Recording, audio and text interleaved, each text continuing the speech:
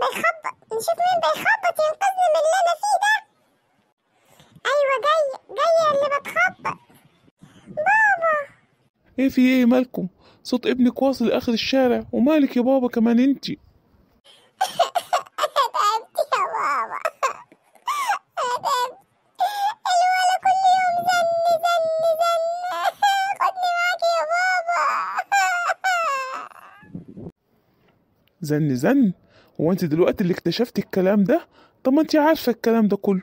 الواحده لما هتخلف هتجيب عيال، والعيال هتفضل تزن وتزن لغايه ما تكبر وتتعبك. ما هو كده، هي كده سنه الحياه، ما كل واحده تستحمل عيلها بقى. ماليش دعوة يا بابا. خدني معاك من البيت ده. انا غيرت رأيي، انا مش عايزة اتجوز ولا عاوزة عيال. خدني معاك يا بابا. عايزه تروحي معايا؟ كيف عايزه تروحي معايا يا بابا؟ مش انت قلت يا بابا عايزه اتجوز، وكنت هتموتي على روحك وتقولي يا بابا انا عايزه اتجوز؟ حصل ولا ما حصلش؟ حصل، ويا ريت ما حصل.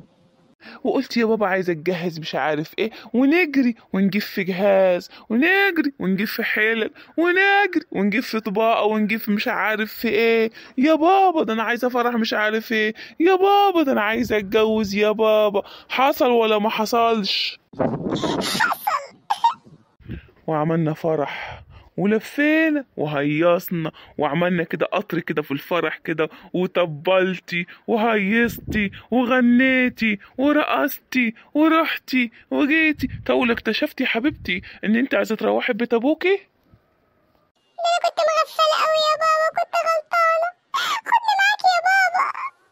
انت كنت قاعده في بيت ابوكي متستته متهنيه واكله وشاربه، وكنت زي العسل. كان مالك ومال الجواز؟ مش انت قعدت تجري وقلت عايزه اتجوز يا بابا، عايزه اتجوز يا بابا؟ يلا بقى. يعني ايه؟ يعني انا مالي؟ شيلتك بقى وشليه، مش انت اللي طلبتي كده؟ يلا امسكي في عيال بقى، وشطفي في عيال، واكلي في عيال، واستحملي زن العيال، واستحملي زن جوزك. يلا يا حبيبتي. لا يا بابا، ارجوك خدني معاك. روح يا بت، يلا سلام. يا بابا. سلام. يا بابا ده انا حد يخطفني.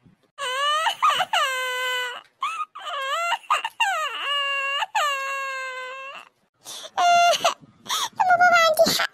طب انا كنت قاعدة واكلة وشاربة ومتعززة ومتكرمة. كان مالي ومال الجواز.